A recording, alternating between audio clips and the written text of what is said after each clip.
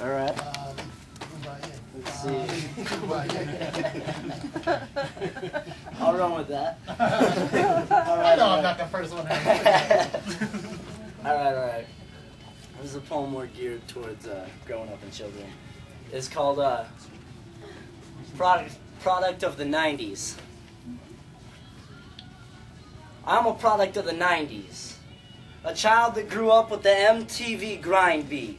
When living on the streets in the Phoenix heat, off other people's generosity, standing at the mic, exposing my heart through poetry, was the last thought of where I'd end up to be. I remember how it was when I was a kid. When I was able to finish the words of a prince that went like this.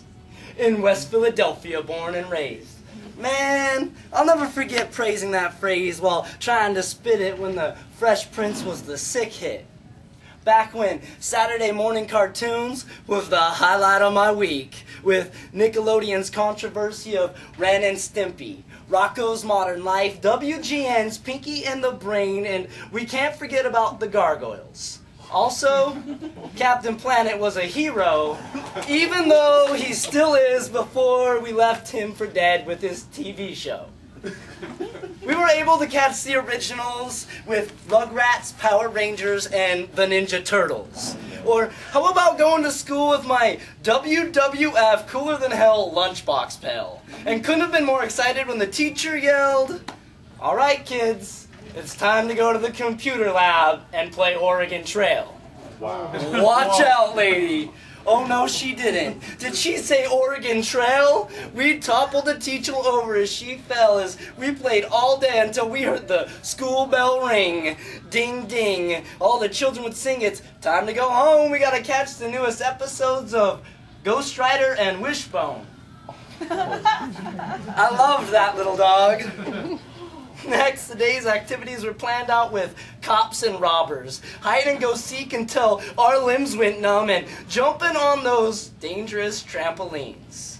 We loved playing our Sega Genesis, brand new Nintendos, dreaming about winning money off of America's Funniest Home Videos, getting lost in the scavenger's hunt of Where's Waldo? Or how about the excitement of Lunchable's newest easy creation of making ourselves pizzas and tacos, which we could pound before playing on the merry-go-round at the playground. When GAC was the coolest stuff ever invented, we never pretended that Lamb Chop song, well, it never ended. Michael Jordan was the king of all sports. It didn't matter if you liked him. We all wanted to hear the Sports Center report, respecting with support Michael's gifted talents as he tore up the court. It was just about every night that he played. Back to the times when there was no internet. But if you had a computer, Windows 95 was the best. Before MP3 player iPods, we listened to Walkmans. Played or collected Pogs, and yikes, pencils and erasers were still hot, especially if you bought them with a ring pop on your finger. Most of all, this was when children used to obey their parents. Disciplining kids that controlled care of the sergeant was apparent. These times were still every child's dream, a world when children were entertained and education was taken seriously. Now our days are planned out with grief, on a list that causes disbelief, making us feel that there will never be any form of relief. Children don't get to be kids anymore.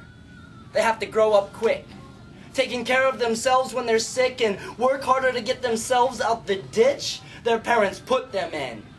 Having sex by the time that they're 12, birthing a child by 13. It makes me want to scream. A child for a parent never aged well. It only causes trauma for a baby born into hell. We are leaving only 10 years between generations. No time for revelations because they were never taught the importance of resisting temptations. It's morals, ethics, family values, principles, consideration, and respect, taught as the truth, instilled in our youth. Then maybe they may not grow up to be so goddamn disrespectfully crude. It's got to stop somewhere.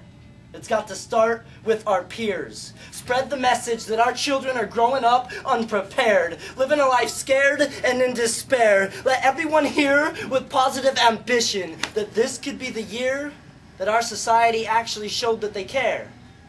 Unless, of course, they don't.